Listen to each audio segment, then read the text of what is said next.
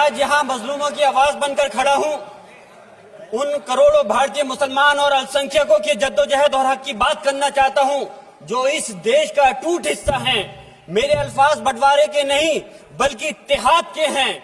मेरे अल्फाज मायूसी के नहीं बल्कि एक उम्मीद के हैं।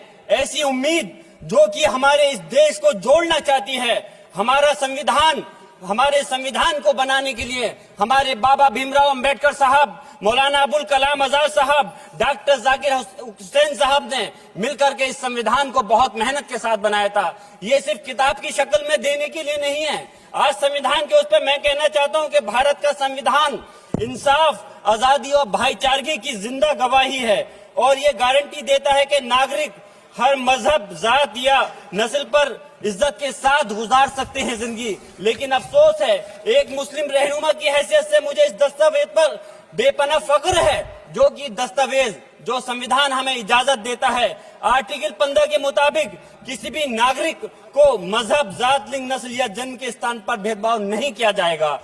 आर्टिकल 19 में बोलने के, अभिव्यक्ति की आजादी का हक दिया गया है जो कि हमारे अधिकारी को हक की आवाज को छीनने का आप काम कर रहे हैं। आर्टिकल 25 अपने मजहब को मानने और उस पर अमल करने की आजादी देता है। आर्टिकल 29 के तहत अल्पसंख्यकों के हकों की हिफाजत करने के लिए प्रावधान किए गए हैं। लेकिन आप तो हमारे हकों की छीनना चाहते हैं। माननीय सभापति जी, मैं आपके माध्यम से कहना चाहता हूं कि आर्टिकल 30 के अंदर अपने तालीमी इदारों को कायम करने और उनके चलाने का हक है, लेकिन हमारे साथ ज्यादती हो रही है। ये संविधान को अगर आप कमजोर करेंगे तो याद रखना ये देश कमजोर होगा, हमारा मुल्क कमजोर होगा। जो संविधान के प्रति वफादार नहीं हो सकते वो हमारे मुल्क के प्रति वफादार नहीं हो सकते। मैं उस संभल की सरजमी से आता हूं जहां पर 15 दिन पहले एक संविधान को कमजोर करने का काम किया गया। वहां पे जिस प्रकार से 5 मजलूमों की जान ले ली गई, जिस तरह से 30 से ज्यादा लोगों को गोली मारकर घायल कर दिया गया और 27 से 50 से ज्यादा लोगों के खिलाफ मुकदमा दर्ज किया गया।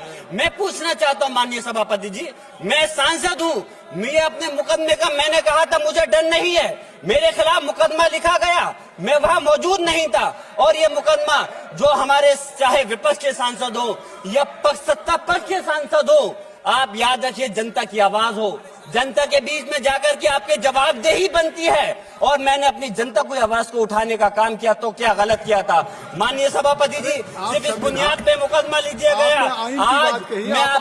आज मैं आपको बताना पॉइंट पे बोल रहा हूँ, संविधान पर ही बोल रहा हूँ। माननीय सभापति जी, आज मैं चाहता हूँ उन लोगों को इंसाफ मिलना चाहिए जो जिन्होंने ज्यादती की है, उनको सजा मिलनी चाहिए। और आज एक इमाम को सिर्फ इसलिए गिरफ्तार कर लिया गया संभल के अंदर कि सिर्फ उन्होंने अजान लाउड स्पीकर से दे दी थी। अफसोस है कि आज हमारे साथ ऐसी ज्यादती हो रही है। माननीय अध्यक्ष जी, हमारा संविधान किसानों को मजबूती की बात करता है जो इस देश की रीढ़ की हड्डी है। 130 किसान जो 10 दिन से ज्यादा समय से जेल में बंद हैं, आप किसानों को हक नहीं दे पा रहे तो किसको हक देने का काम करोगे? मैं अफसोस करता हूँ आज पूरे प्रदेश और मुल्क के अंदर जिस तरह से हमारे लोगों की हिफाजत नहीं की जा रही। एक मॉब लिंचिंग सिर्फ धर्म के नाम पर, अगर कोई मुस्लिम है, ओबीसी है या पिछड़ा समाज का, एससी समाज का है तो नाम पूछ करके उसकी हत्या कर दी जाती है। बुलडोजर चलाए जा रहे हैं। हेट स्पीच, अगर कोई हम कुछ बोलते हैं तो हेट स्पीच करके मुकदमा दर्ज कर देते हैं। और जो हमारे धार्मिक आका हमारे सल्लल्लाहु अलैहि वसल्लम की शान में गुस्ताखी करता है उनके खिलाफ कोई कार्रवाई नहीं। मेरे पास समय कम है, इसलिए तेजी के साथ में मुझे बोलना पड़ रहा है। माननीय सभापति महोदय जी, ये सवाल बंटवारे का नहीं बल्कि हम वतनों के लिए जिनका जमीर मर गया है उनके जमीर को जिंदा करने के लिए है। हम चाहते हैं इस देश की आजादी, हमारी देश की, सभापति जी बस मैं अपनी बात खत्म कर रहा हूं, 1 मिनट। हमारी देश की आजादी के लिए मैं ये कोई बंटवारे की बात नहीं कर रहा, लेकिन हमारे मुस्लिम और हिंदू समाज सब लोगों ने मिलकर के इस देश को आजाद कराने का काम किया था। आज उनके साथ ज्यादती क्यों की जा रही है? हम लोग अपने इस मुल्क के अंदर मजबूरी से नहीं रुके बल्कि हम जो है अपनी मर्जी से रुके थे।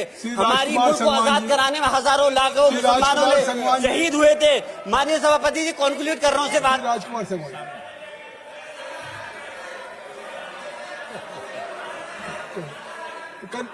आप कंक्लूड करें ना, आप कंक्लूड कर लें। शुक्रिया शुक्रिया माननीय सभापति जी। मैं एक मुस्लिम और अल्पसंख्यक रहनुमा के तौर पर मैं अपनी बिरादरी के लिए खास हक के मुताबिक नहीं करता। मैं सिर्फ ये चाहता हूं कि आईना के बाद संविधान के मुताबिक हर नागरिक के लिए जो वादा किया गया उसे पूरा हो, हुकूमत से कमजोर की हिफाजत को यकीनी बनाए और नफरत फैलाने वालों को सजा दे। और मैं अपनी बात इस शेर के साथ खत्म करना चाहता हूं जो कि हबीब जालिब का शेर है। ऐसे जुल्म सुबह बेनूर को मैं नहीं मानता, मैं नहीं जानता, मैं भी खाइफ नहीं तख्ताए दार से, मैं भी मंसूर हूं कैदो अगयार से, क्यों डराते हो जिंदान की दीवार से, जुल्म की बात को जहल की रात को मैं नहीं मानता, मैं नहीं जानता। श्री राजकुमार संगवान जी।